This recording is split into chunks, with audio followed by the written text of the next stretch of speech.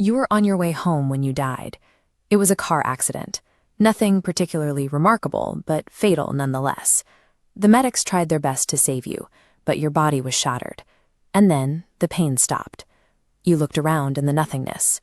To you, I didn't look like God. I looked like a vague authority figure, possibly a man or possibly a woman. Your first instinct wasn't to mourn your own life. You were frantic about your family. You asked if your wife and kids would be all right without you. That's what I like to see. But they'll be fine. Your kids will remember you as perfect. Your wife will cry on the outside, but she'll be secretly relieved. Your marriage was falling apart. If it's any consolation, she'll feel guilty for feeling relieved. You looked through the void, searching for a familiar structure. You asked if this was the afterlife, specifically if you were headed for heaven or hell. It is neither. This space is a temporary waiting room, devoid of human trivialities, before you move on to your next assignment. You're going to be reincarnated. This time around, you'll be a Chinese peasant girl in the year 540 AD. You're going back in time. Linear time is a localized construct that only exists inside your universe. Things are different where I come from. Because of this non-linear system, you are regularly dropped into overlapping timelines. You have likely interacted with past or future versions of yourself, and with both lives locked into their own lifespans, you didn't even know it was happening. This creates a logical hurdle. If you start every new life as a blank slate, you seem to lose all the experiences and knowledge you gathered in the life before. A human mind contains a tiny fraction of what you are. It cannot hold your immense soul.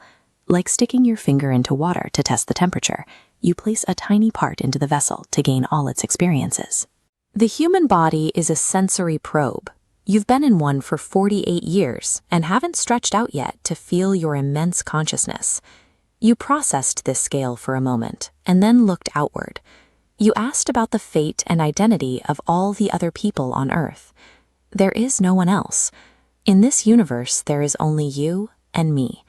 Every human being who ever lived, or will ever live, is you. You are Abraham Lincoln, and you are John Wilkes Booth. You are Hitler, and you are the millions he killed. Human history is not a collection of individuals. It is a single entity playing every conceivable role in a closed-loop simulation. Every act of victimization you ever committed was an act of self-harm. Every act of kindness you have done to yourself. Every happy and sad moment ever experienced by any human was or will be experienced by you. You thought for a long time, trying to grasp the scale of this isolation. Why do all this? What is the purpose? Someday, you will become like me. You're not a god yet, you're a fetus. The entire universe was built specifically for you to grow. Once you have lived every human life throughout all of time, you will have grown enough to be born. The universe is an egg, and now it is time for you to move on to your next life.